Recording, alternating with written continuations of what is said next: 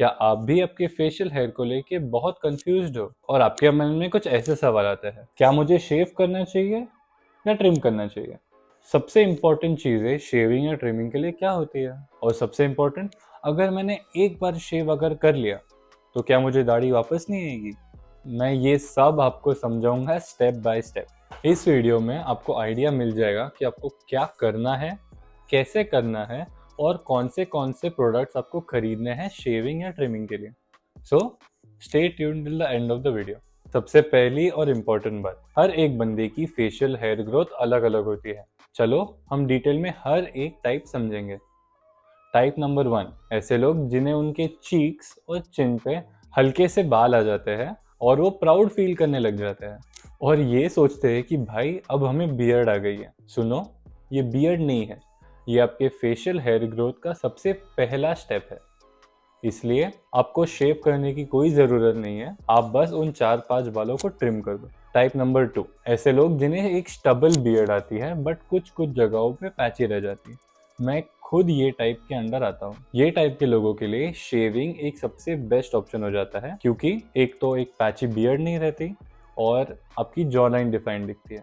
और type number 3, ऐसे लोग जिन्हें एक फुल बियर्ड आती है। आप जैसे लोगों के लिए पहले आपको आपकी बियर्ड पूरी ट्रिम करनी है और फिर ही शेव करनी है। अगर बाल बहुत ज़्यादा बढ़ गए हैं तो वो बालों को शेव करने का कोई पॉइंट नहीं होता, आपका रेजर खराब हो जाएगा। तो चलो, आपको आपके फेशियल हेयर ग्रोथ का टाइप अब समझ आ गया होगा। अब बात करते हैं कि सबसे इम्पोर्टेंट प्रोडक्ट्स कौन से रहेंगे। प्रोडक्ट नंबर 1 है एक ट्रिमर। आप फिलिप्स का या फिर MI का एक ट्रिमर खरीद सकते हो जो 999 रुपए के अंडर आता है। नंबर 2 है एक रेजर। रेजर्स 3 प्राइस रेंजेस में आते हैं, 10 से 20 रुपए के अंदर, 20 से 40 रुपए के अंदर और 100 से ज़्यादा रुपए के अंदर। आपके बजट के हिसाब से आप आपका रेजर सिलेक्ट कर सकते हो। मैं पर्सनली जिलेट का मार्क 3 रेजर यूज़ करता हूँ।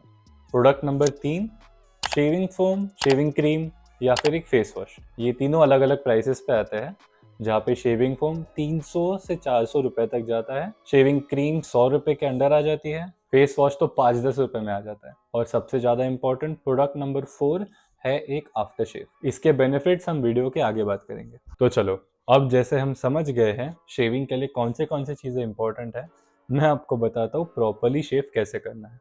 तो चलो मेरे साथ। पहले फेस को वार्म वाटर से धोना ज़रूरी होता है।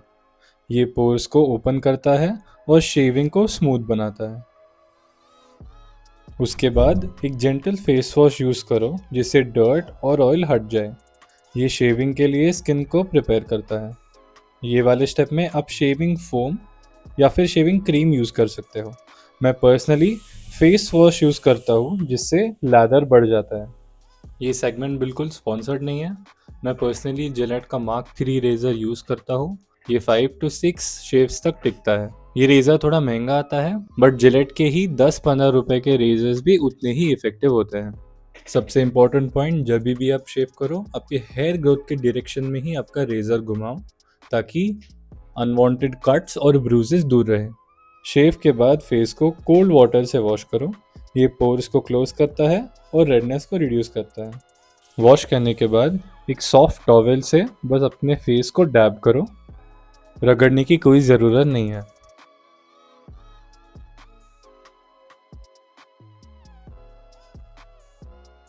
आई होप तुम्हें ये शेविंग ट्यूटोरियल देख के कुछ ना कुछ तो मदद तो मिली ही होगी। शेव करने के बाद सबसे इम्पोर्टेंट चीज़ है एक आफ्टर शेव यूज़ करना।